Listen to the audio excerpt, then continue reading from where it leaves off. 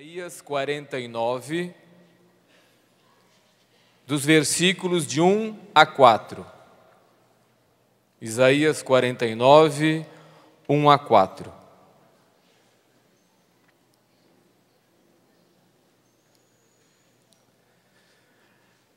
Escutai-me, terras de além-mar, povos distantes, atenção. Desde o seio materno, o Senhor me chamou. Desde o ventre de minha mãe, já sabia meu nome. Fez de mim a língua uma espada afiada, que ao alcance da mão ele guardou. Fez de mim uma seta pontiaguda, e em sua aljava me escondeu. Disse-me o Senhor: o meu servo és tu, Israel, é em ti que eu vou brilhar. E eu que pensava, batalhei por coisa alguma, acabei com minhas forças à toa, por um nada.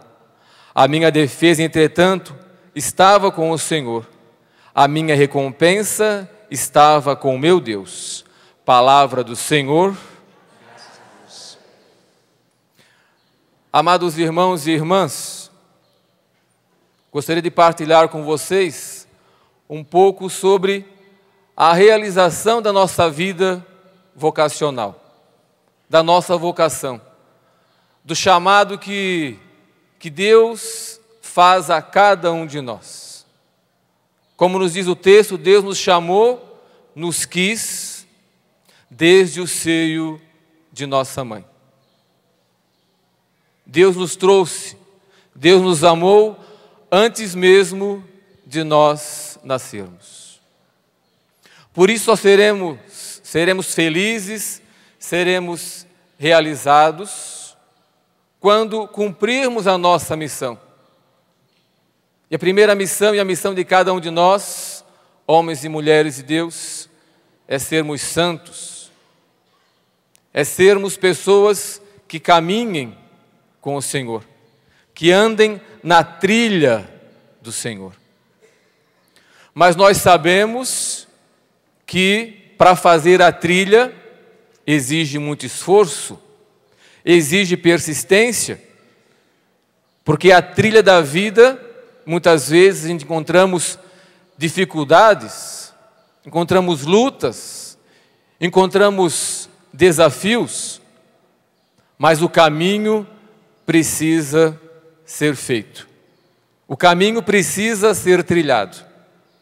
É por isso que em Betânia nós temos os caminhos, e é pelos caminhos que nós devemos passar.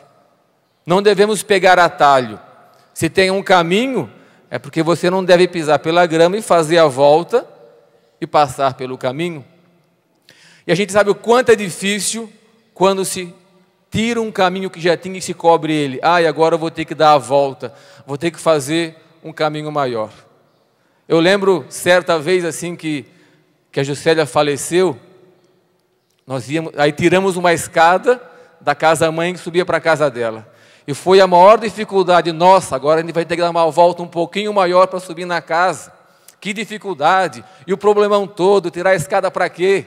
Mas o Léo falou, não, vamos tirar essa escada. Não precisa mais da escada. Mas a gente vê o quanto de dificuldade por uma simples escada que a gente ia tirar do lado da casa-mãe. Todo mundo ficou assim, nossa, dá uma volta um pouquinho a mais. E justamente por isso, porque a gente gosta e quer as coisas muito fáceis. A gente quer buscar sempre o caminho da facilidade. Nós queremos sempre o mais fácil. Queremos sempre o atalho. E a gente sabe que quem vive pegando atalho na vida não chega a lugar nenhum, porque a pessoa nunca vai estar realizada, a pessoa nunca vai ser uma pessoa inteira, ela nunca vai estar inteira, porque ela sempre quer achar um jeitinho para tudo. É o cristão light que o Padre Léo pregou e pregava, e muitos pregam hoje, porque queremos sempre dar atalho.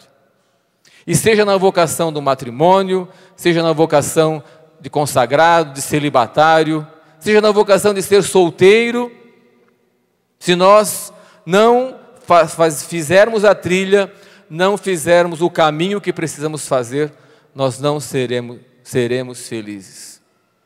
Por isso, cada um sabe da vocação que escolheu, os desafios que tem na sua vocação. Quando a pessoa está diante do padre, do diácono, ou do ministro leigo, que foi autorizado a fazer o casamento, ele promete, o esposo promete para a esposa promete para o esposo. Assume esse compromisso e está consciente disso. É por isso que o casamento, quando ele é obrigado, feito obrigado, sob pressão, é um casamento nulo, porque não houve a liberdade. Então, cada um sabe do compromisso. O casal sabe da trilha que ele terá que fazer juntos. Ele sabe disso. E um casal novo sabe, quando começa a fazer a trilha, nem sempre vai ter só uma graminha para roçar. Não, vai ter uma árvore para derrubar, vai ter um espinho no meio do caminho, vai ter uns galhos com espinho que vão arranhar o rosto, que vão machucar, vai sair sangue, vai exigir um esforço maior. Quem sabe com uma foice não vai conseguir derrubar, vai ter que pegar o machado para derrubar a árvore, o objeto que está na trilha, mas a trilha precisa ser feita. E é nesse conjunto que a pessoa vai se realizando. É nessa trilha, enfrentando as dificuldades juntos, é que o casal vai se realizando. Porque é aí que se constrói o amor. O amor vai se construindo no caminhar juntos, na limitação, respeitando um outro. E na vida celibatária, na vida do celibato, seja de padre, dos celibatários, a vida é assim, é caminhar na vocação que escolheu. Quando fez o voto, quando assumiu o compromisso, já sabia o que teria que enfrentar. As dificuldades, muitas vezes a solidão, tem a liberdade de poder ser todo de Deus e de servir inteiramente, como foi falado ontem pela Tati, pelo José Gentil. Mas também chega um momento de solidão, de carência, ou a gente acha que padres, as freiras, os celibatários não são carentes, muitas vezes não vem aquele momento de tristeza, de solidão, de estar sozinho para onde eu vou, quer alguém. É por isso que as famílias têm que ser esse amparo para os nossos sacerdotes. É por isso que muitos padres encontram em certas famílias, em certos casais, esse refúgio, porque todos precisam de refúgio. Todos precisam de alguém. Todos precisam de um colo. Todos precisam de alguém que caminhe junto, porque ninguém caminha sozinho. Nós não fomos feitos para caminhar sozinhos. Não fomos feitos para viver em ilha, não fomos feitos para viver isolados. Jesus não quis assim. Jesus não caminhou sozinho. Ele escolheu 12, depois mais 72 e muito mais. Ou não pense que Jesus também andou com os 12 a vida inteira. Não, só foi os 12. Não, eram os 12 em especial. E dentre os 12 tinha Pedro, Tiago e João, mais especiais ainda, que eram mais próximos. Mas tinha as mulheres que ajudavam, que faziam a comida com certeza, lavavam a roupa, não é? A própria palavra fala que muitos tiravam do seu dinheiro para ajudar na evangelização. Ou vocês acham que Jesus não comia? Jesus era um homem que tinha necessidade também e comia também, vivia da providência também, e ele precisava do dinheiro para se manter, não é? Ia dormir na casa de Pedro ali, porque não fala que Jesus tinha casa, o Evangelho não fala que Jesus tinha casa. Vou para minha casa agora, vem junto. Ele mesmo falou, as raposas têm tocas, mas o Filho do Homem não tem onde reclinar a cabeça.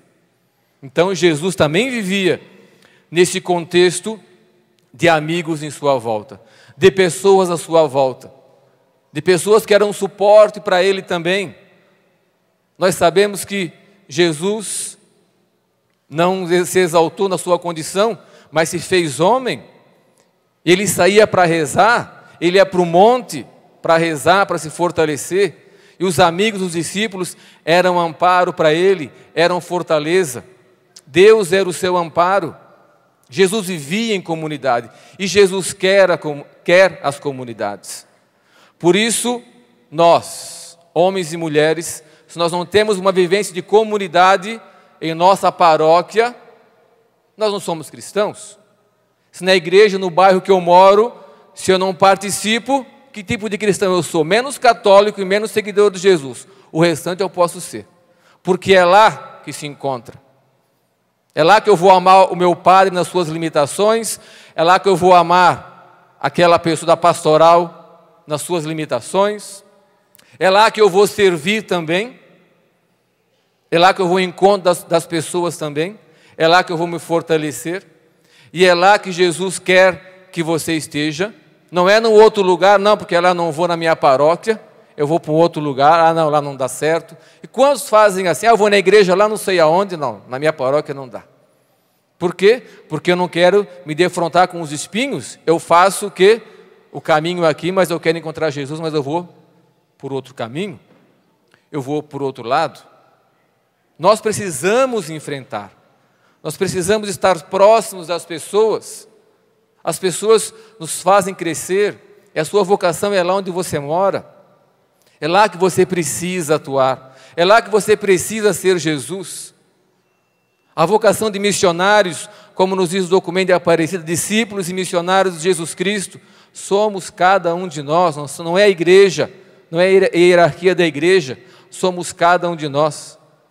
Porque nós somos chamados. Você é chamado a ser Jesus para as pessoas. Você é chamado a levar Jesus para as pessoas. E levar Jesus para as pessoas o que é? Muitas vezes não é eu pegar a palavra de Deus e fazer um belo discurso. Pegar a palavra de Deus e ler a Bíblia e ficar dando sermão nas pessoas, julgando as pessoas. Ser Jesus, levar Jesus, é levar o amor, é levar a caridade, é levar a fraternidade, ser um ombro amigo, é acolher os limitados, os pecadores, acolher aqueles que mais precisam. Na vinda para cá, nós estávamos assistindo o filme da Madre Teresa de Calcutá. Eu já vi 3 vezes esse filme, porque eu gosto muito do trabalho que essa mulher fez. E na sua decisão, na sua limitação, ela foi ao encontro dos mais necessitados. Eu lembro que ela fala que estava 20 anos lá dentro do convento, 20 anos. E ela não tinha percebido quanta pobreza havia lá em Calcutá. E aí ela resolve sair. Mas não foi só naquele momento, não. Com certeza ela já vinha percebendo. Deus já estava colocando no coração dela, porque ela se abriu à graça de Deus, ela se abriu ao amor de Deus.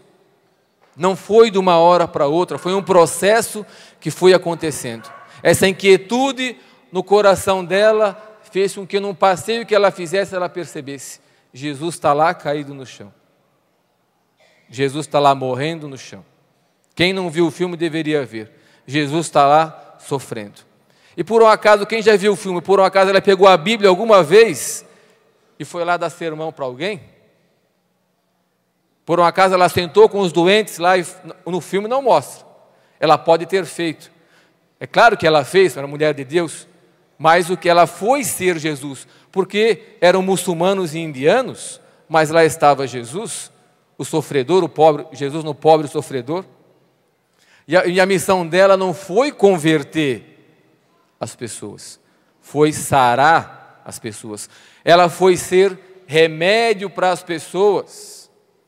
E é isso que nós precisamos ser. Nós precisamos ser remédio para as pessoas. Nós precisamos levar a saúde para as pessoas, com a nossa oração, com a nossa conversa, com o nosso diálogo. Ou a gente pensa que remédio resolve tudo. Não, estou com um problema, a gente já oferece um chazinho, oferece um remédio, já indica aquele comprimido da depressão, aquele é bom. Não, vai na farmácia, vai no médico, pede aquele. Não, a doença maior hoje é justamente isso, porque nós não estamos vendo o sofrimento das pessoas. Porque a gente acha que a pessoa está bem vestida, ela está saudável, ela está de banho tomado, ela está saudável. Não. Quantos hoje que a doença, que a enfermidade, que o câncer está dentro? está comendo e a gente muitas vezes não percebe. E só vai perceber quando também a gente estivermos em sintonia com Deus. Nós só iremos perceber quando deixarmos que Jesus fale ao nosso coração. E nesse contato com Jesus, eu vou poder perceber o sofrimento do outro. É só em Deus que a gente vai conseguir perceber. É só diante de Deus, na oração, que eu vou conseguir olhar. É só na oração que eu vou conseguir perceber, ver os sinais, aonde Jesus me chama, aonde Jesus quer que eu vá, aonde Jesus está me chamando, o que Jesus quer de mim. E aí eu preciso dar esse passo. Eu lembro e fico pensando na questão da vocação, da realização. Eu penso nos grandes homens, a diferença que fazem na sociedade, já fizeram. Madre Teresa. Quando eu também, falando de nós um pouco também, quando eu entro em Betânia, vejo tudo aquilo que nós temos, tudo aquilo que foi construído em vista dos filhos e filhas de Betânia. Em vista deles, o Padre Léo teve essa visão, desde a primeira construção que a gente fez. Essa visão do melhor para aqueles que vêm. Porque ele sempre dizia que os nossos filhos já vêm da rua, sujo, maltrapilho. Não pode morar num barraco. Não pode morar num galpão com triliche. Ele tem que ter dignidade. Ele tem que ter o seu quarto. Ele tem que ter o banheiro no quarto. Ele tem que ter um cuidado. Tem que ser tratado com amor, com carinho, com atenção. E vocês acham que quem quis assim? Foi o Padre Léo? Foi Deus que inspirou no coração dele. Foi o Espírito Santo que inspirou. Desde quando nasceu Betânia na capela do Espírito Santo foi assim? Nesse anseio que o Léo tinha, desse encontro com Deus, de trazer, não foi vontade dele. Não existe, humanamente falando, isso é impossível, porque Deus quis que nós fizéssemos Betânia desse jeito. Por mais que alguns possam pensar, nossa, para que tudo isso? Foi Deus quem quis. Deus quis assim. É Deus que quis, para que o Jesus que chegue até nós se sinta amado, como a Tati dizia ontem, os filhos precisam de amor e querem ser amados, é para isso. Olhando para a Canção Nova também, olha esse lugar. Começou com o Padre Jonas, veio Luzia e o Eto. Foi Deus que quis assim. O caminho foi feito com dificuldades, com lutas e lutas até hoje, mas o caminho foi feito porque foi Deus quem quis.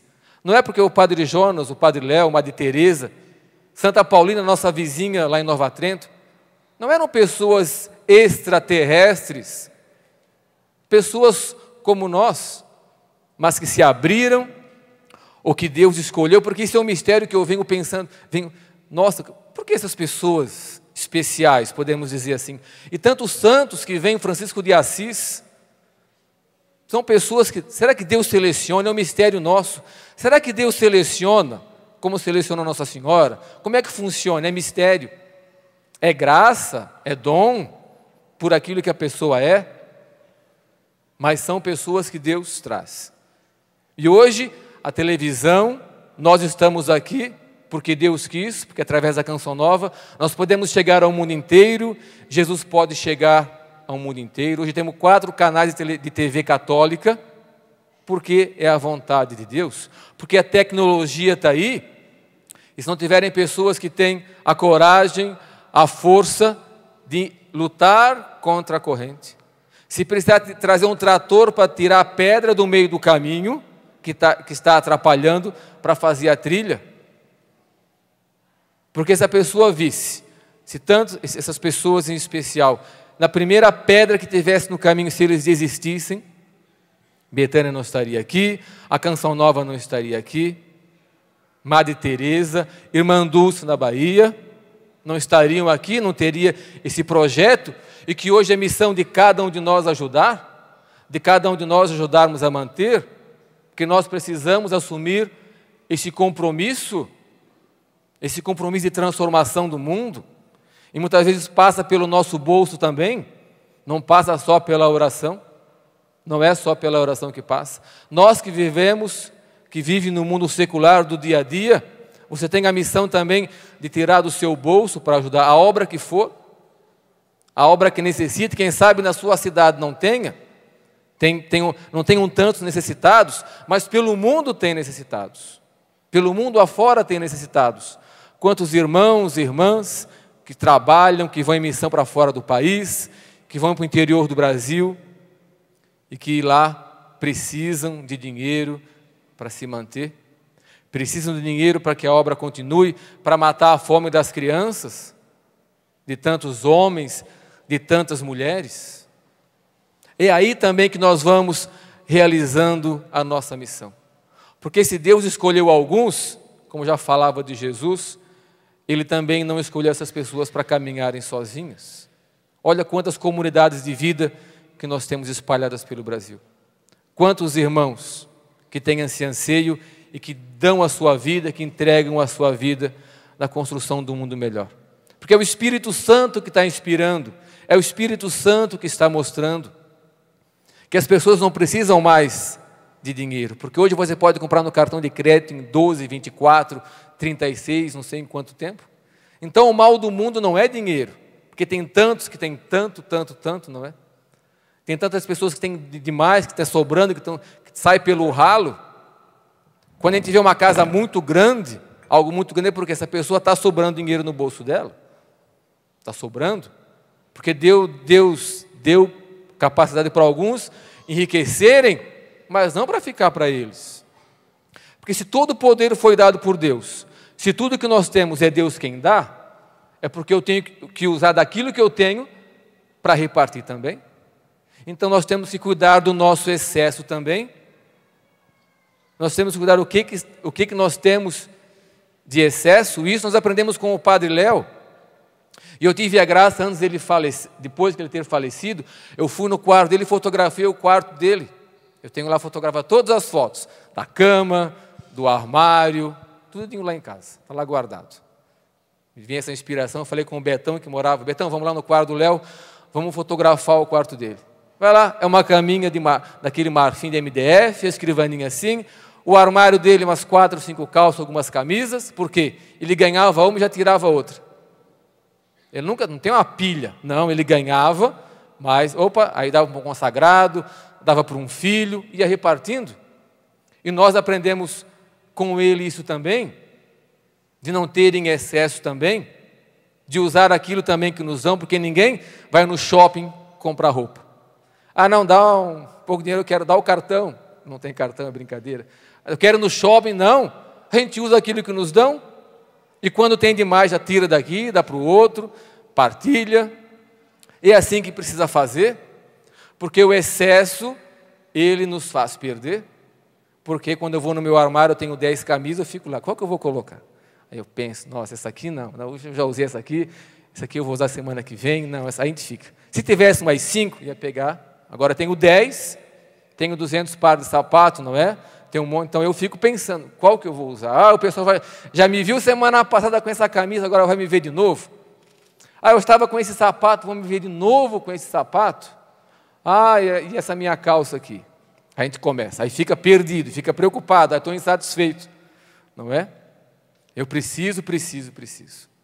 Então não é que nós não devemos ter, a gente sabe disso, mas a gente precisa cuidar com o excesso. Porque se eu tenho muito o excesso, já vai me tirando a realização. Porque toda tristeza que a gente sente, toda insatisfação, é porque Deus não está mais ficando em primeiro lugar. Ou é porque eu perdi a consciência, já perdi o bom senso. Quando eu começo a ficar triste, porque Deus não quer tristeza, a tristeza não vem de Deus, a infelicidade não vem de Deus, o desamor não vem de Deus. Quando eu começo a sentir isso, eu tenho que me perguntar, eu não tenho que ir atrás de um antidepressivo para tomar. Eu não tenho que ir atrás disso. Quem sabe eu preciso buscar uma confissão, não deixar para a Semana Santa e para o Natal, né, que depois enche a igreja.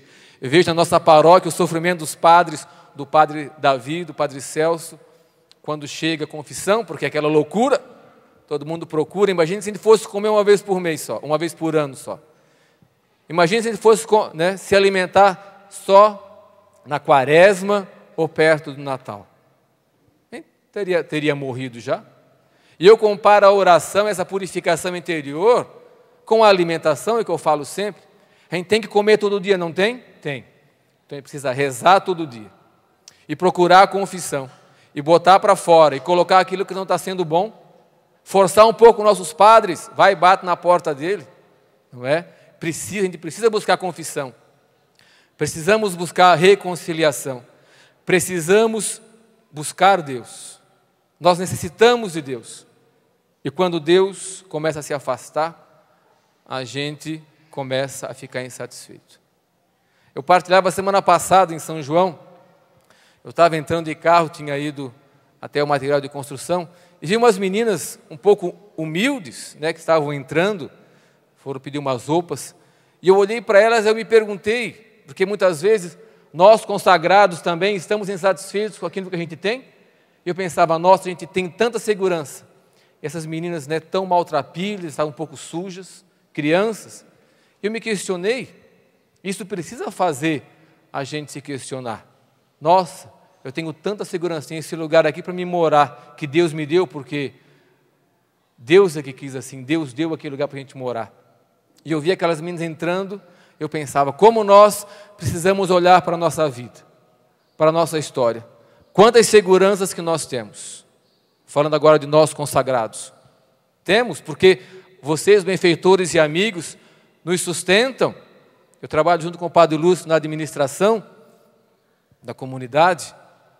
A gente vê o dinheiro que cai, os nossos administradores, nossos recantos sabem disso. Nós fizemos o quê? Porque vocês confiam no nosso trabalho. E a gente tem.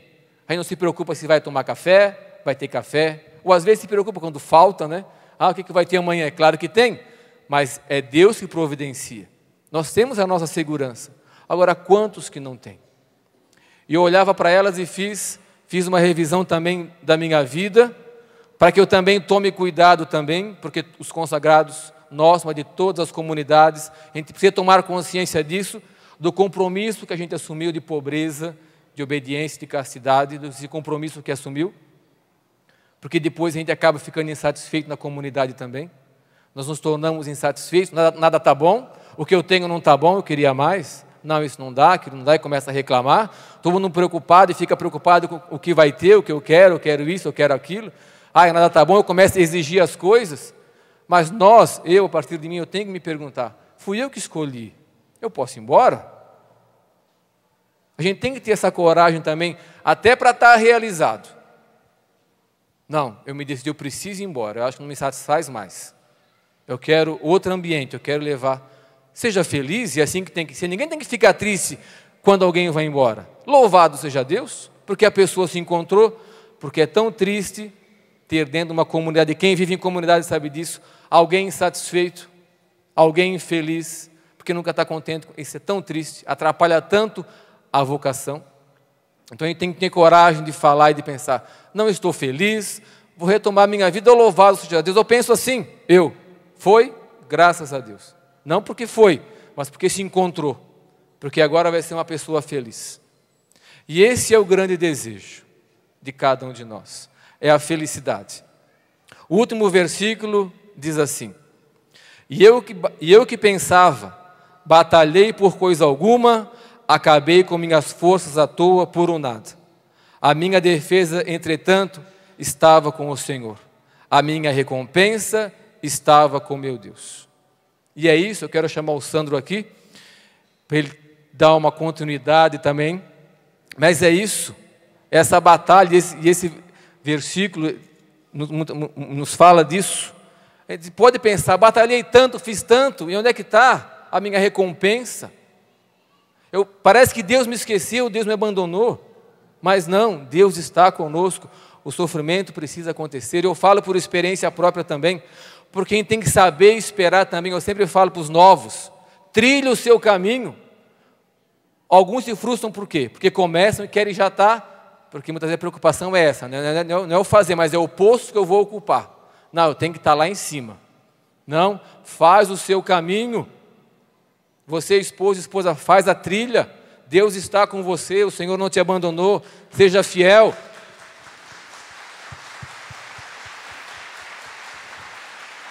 E é isso que, olhando para a vida de casal, a Margarida não está aqui hoje, né, não pôde estar presente aqui, Mas esse é o caminho que a gente tem que fazer. Seja paciente, você não tem que pensar no posto que você vai ocupar. Faz a trilha.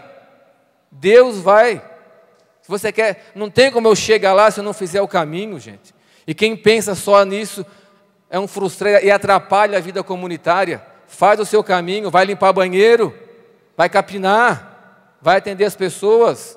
Cada um sabe da sua comunidade aquilo que precisa fazer. Não queira ser outra pessoa, porque a inveja mata. Jesus abomina a inveja. Façamos o caminho, façamos a nossa trilha. Você está com dificuldade, quer desanimar, está insatisfeito na sua vocação comunitária, faz o caminho. Jesus fez o caminho. Jesus não pulou, ele não passou por trás da cruz e foi embora. Não fez assim. É claro que ele ficou triste, agora não foi uma encenação. Ele não passou pelo lado e saiu, não. Jesus assumiu. Nós estamos aqui salvos porque Jesus nos resgatou, porque Jesus nos trouxe a vida. Vou deixar um pouco o Sandro falar também, para que ele possa partilhar também dessa vocação, do chamado à realização. Obrigado, diácono.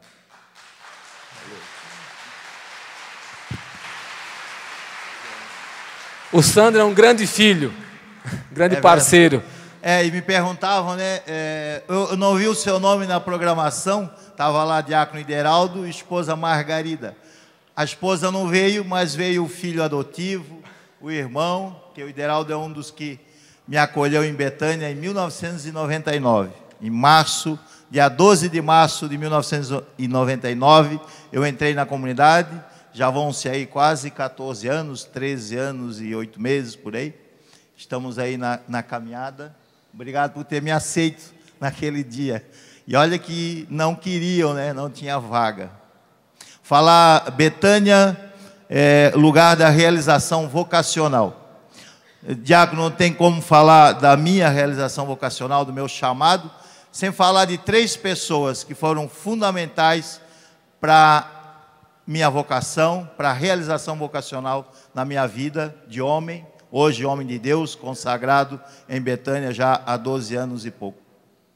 3 pessoas, uma delas não é o Padre Léo, pasme, mas não é, porque o Padre Léo não conta, não vale, ele é mais do que qualquer coisa, não tem palavras. 3 pessoas que foram fundamentais, quando o filho, em São João Batista, foi onde eu entrei na comunidade, lá em Santa Catarina, eu sou de Brusque. 3 pessoas que na época não tínhamos missa todo dia como hoje. Tínhamos apenas uma missa semanal com o Padre Léo, era na terça-feira, ele vinha sempre na terça-feira, ele morava em Brusque, no colégio São Luís ainda, e cuidava das coisas da congregação. E só aos domingos tínhamos celebração da palavra com os consagrados. E tinha lá os consagrados, o Ideraldo, o Dimas, o PC, o Nilmar, Alfonso, uma turma boa na época. Mas me chamava muita atenção nos domingos, e a gente se preparava mesmo para a celebração. Às vezes a semana toda, eu pelo menos era assim, né? Para receber Jesus, né, a Eucaristia no domingo ou na terça na missa, né? Mas no domingo, né, a gente sabia que era domingo, missa, quando ia de visita, a gente ia para a missa lá com os pais, né? Eu ia pelo menos com a minha mãe. Mas era bem no comecinho, eu não tinha nem 3 meses ainda de casa, e eu ouvindo o Ideraldo, hoje diácono, o PC, o nosso músico, e o Dimas, que está aqui, um abraço Dimas, bom vê-lo. Eu pensava assim comigo, meu Deus, como esses homens falam bem, esses consagrados, né?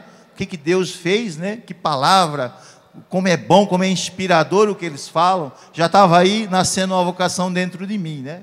Me espelhei muito, e falo isso de coração, eu nunca falei para o Ideraldo isso, estou falando agora.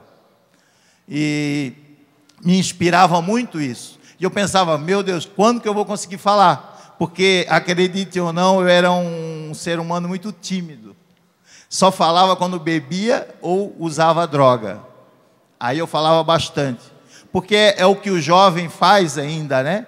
Bebe, usa as drogas, a bebida, para se inspirar, para falar, para conquistar, para ganhar espaço na sociedade, com os amigos. É assim que funciona no mundo das drogas.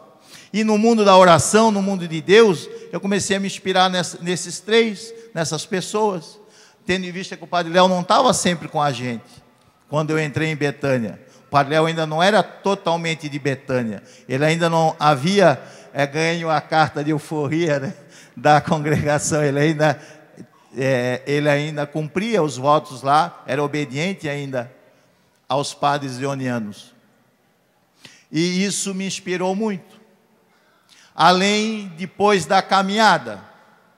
A caminhada foi difícil no começo, porque eu não imaginava e não pensava em ser consagrado. Não queria ser consagrado. A minha ideia era passar o primeiro período, 3 meses, me restaurar das drogas, da dependência química, principalmente da cocaína, que eu gostava, usava bastante, e do crack, pelo qual eu fui preso, vindo uma história como ontem o Ney, o Zé, e muitos falam, os consagrados que foram dependentes, né? E muitos dos nossos filhos que aqui estão, tiveram também sua história, suas noites escuras, e não foram poucas, né? Foram muitas, e eu também, vindo uma história desregada de drogas e dependente químico.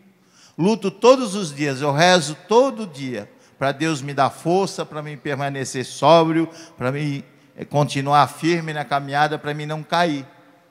Porque eu sei que é a desgraça do dependente, é a queda, porque a gente não sabe se vai voltar. Mas a vocação nos impulsiona para algo mais, nos remete para algo muito maior. E aí essas coisas se tornam pequenas, a dependência, a droga, a gente não esquece, mas se tornam pequenas no caminho vocacional, naquilo que a gente vai buscando no dia a dia. Aí eu te convido a abrir a sua Bíblia em Eclesiástico 2, de 1 a 6. Palavra de paciência.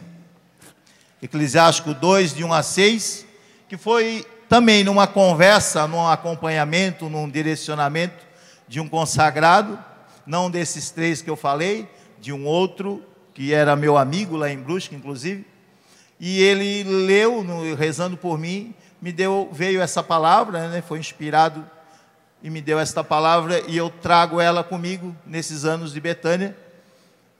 Tem um versículo 6º que é meu lema de consagração, de vida consagrada, que é: põe tua confiança em Deus e Ele te salvará. O 6º versículo.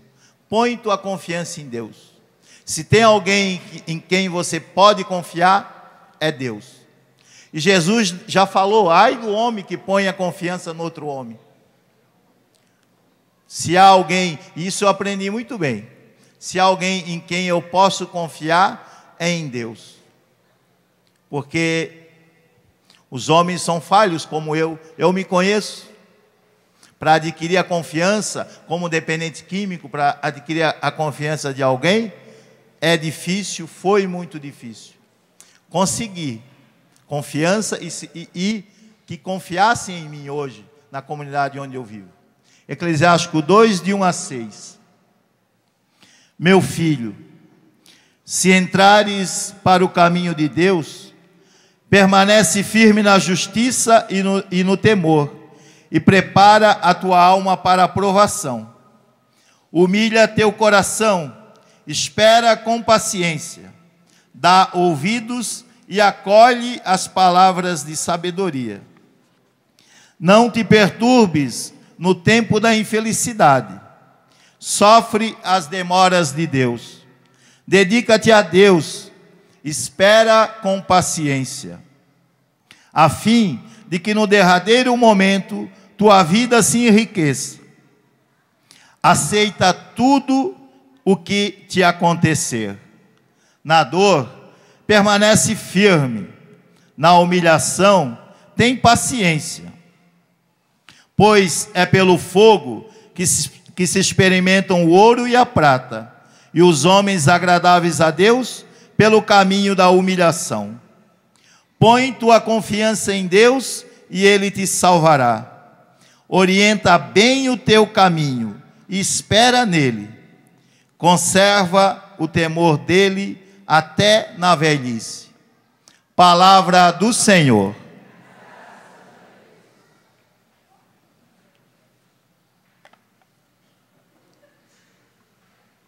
Esta palavra, com certeza, inspira até hoje a minha vocação. Que é difícil, como a palavra diz, né? É muita provação, muita tentação no caminho. Não é fácil ser de Deus, ser pleno, ser inteiro de Deus. Principalmente eu, dependente químico, uma história de 26 anos de drogadição. Confesso que até hoje ainda vem muita coisa ainda, principalmente nas noites, né? Quando eu durmo, eu comparo a minha vida assim espiritual, né? É bem longe, né? Mas com o Santo Padre Pio, que vendo o filme e lendo muito a história dele, assim, porque na minha caminhada vocacional eu precisei ler história de santos, todos os livros do Léo, tranquilo, mas muitos santos, Santo Agostinho, e que me ajudaram e ajudam, e é importante, Santa Teresinha do Menino Jesus, santos que nos ajudam, como o diácono falava, né? Pessoas comuns, como eu, como você. E uma coisa assim que na caminhada de consagrado, lendo a Bíblia todos os dias, uma palavra que Jesus disse para Filipe, quando encontrou ele, Natanael, que se transformou em Bartolomeu, que ele estava debaixo de uma figueira e veio para Jesus e falou que Jesus não era nada porque era de Jerusalém, era de Nazaré, e disse que não era uma pessoa boa por ser de Nazaré. E aí Jesus fala que viu ele escondidinho, aí ele acreditou então. Disse, tu és de fato o Messias, o Filho de Deus. Aí Jesus retruca e diz, tu acreditaste porque eu falei que te vi lá, mas tu verás coisas e farás coisas muito maiores do que essas que vês eu fazer e que eu faço. E aí essa palavra assim também vem muito forte no meu coração, de que nós, tanto eu consagrado como você, todos nós que somos consagrados pelo batismo, né, que recebemos essa unção do Espírito, temos essa capacidade. Jesus falou isso. Muitos milagres são realizados através dos homens, através de nossas mãos, através das nossas orações, através da nossa vida. Voltando lá em 1999, no início da minha vida, da minha vocação, ou procurando descobrir, nem sabia ainda eu, né? Mal sabia eu que trilharia um caminho vocacional em Betânia. Uns 3 meses de casa, mais ou menos em junho ou julho de 99, como eu falei, o padre Léo sempre chegava na terça-feira para celebrar a Santa Missa, no antigo quiosque, que era feito todo de eucalipto, e atrás do altar tinha os bancos de madeira onde sentavam os filhos e os consagrados. Ele fazia questão de que nós sentássemos ali, atrás e ao derredor dele. E eu e alguns sempre disputávamos o melhor lugar. O melhor lugar era do lado do pai, do padre Léo.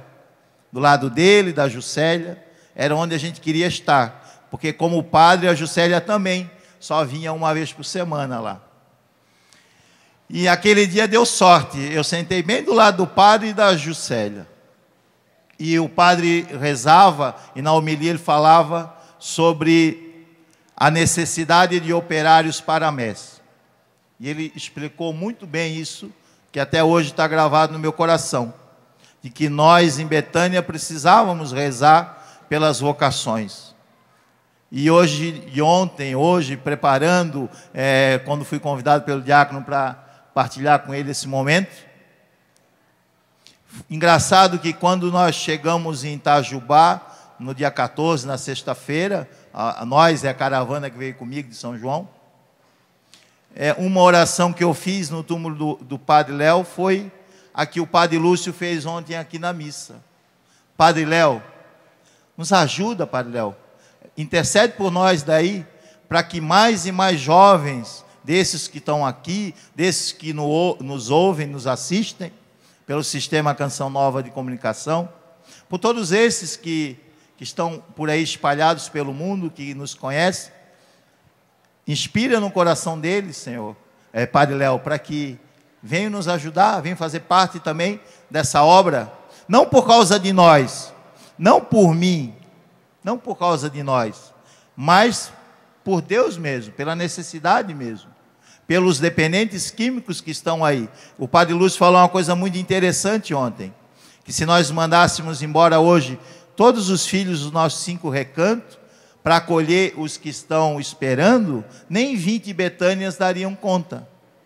E uma vez o Padre Léo falou para mim que nem 1000 daria conta no Brasil.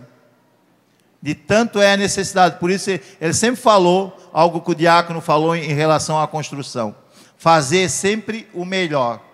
Dar sempre o melhor de nós. Para o filho, para o dependente químico, nós chamamos de filho de Betânia. Dar sempre o melhor.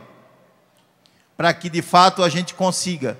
Porque o Padre Léo me ensinou que se conseguir restaurar a vida de a minha vida de consagrado já terá valido a pena. Tudo aquilo que eu almejo como vocação, em Betânia, já terá valido a pena. Por apenas E aí você pode se remeter lá na passagem que Jesus falou das 99 ovelhas que ele deixou para buscar uma que se perdeu. Ou do filho pródigo, né, que o pai fica esperando, tem tudo, tem seus filhos, tem seu filho em casa, mas se rejubila muito mais com aquele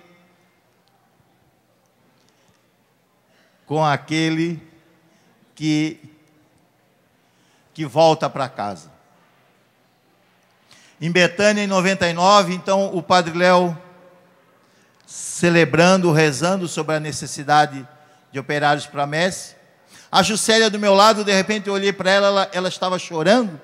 Ela olhou para mim, ela me chamava de filho. Ela disse: meu filho, eu estou sentindo que você vai ser consagrado. E ela olhou e falou com autoridade para mim: você, Sandro, vai ser consagrado. Eu estava com 3, 4 meses de casa, já era monitor, estava à frente de trabalho, tinha uma equipe de 4 ou 5 rapazes, filhos também que trabalhavam comigo, né, cuidava dos animais. Ela assim: você vai ser consagrado. E começou a chorar, e a palavra dela foi tão inspiradora, foi tão forte, que eu também comecei a chorar, porque de fato ali estava nascendo a vocação no Sandro. O Padre Léo celebrando, eu ali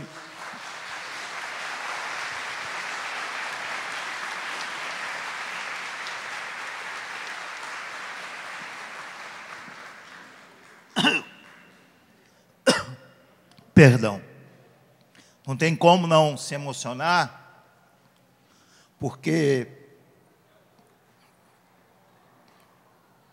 foi uma vida longa minha nas drogas,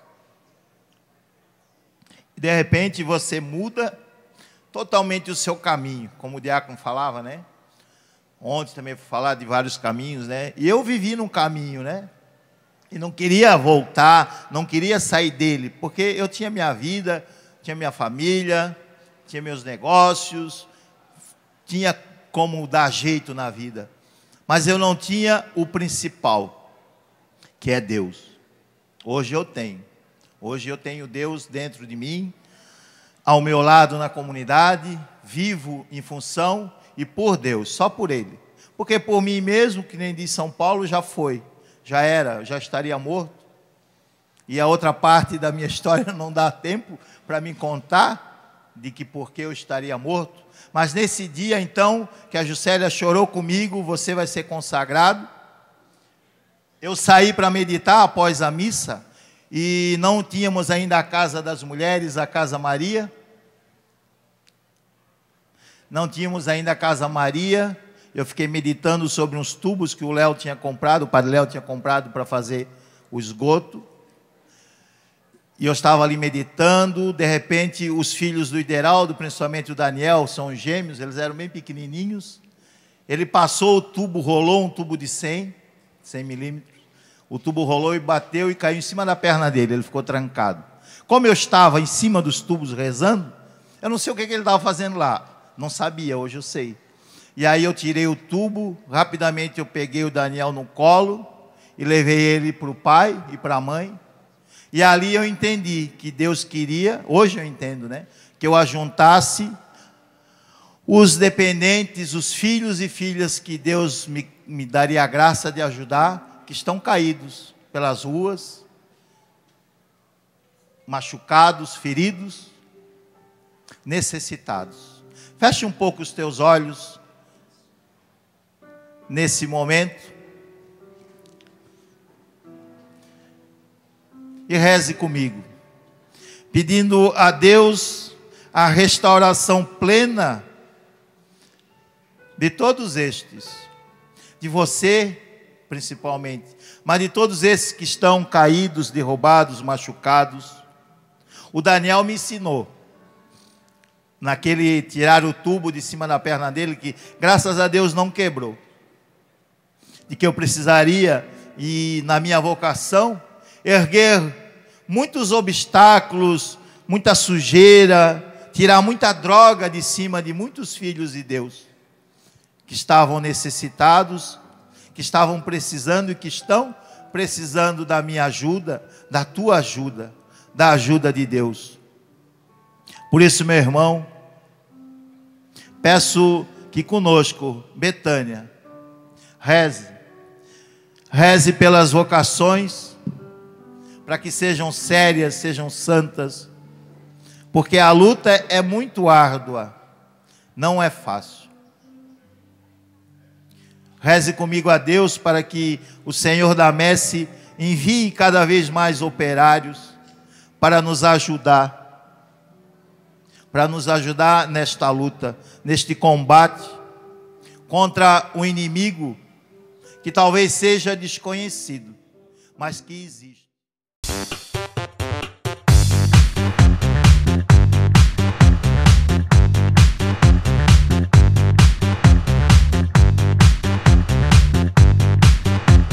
CançãoNovaPlay.com. Assine já!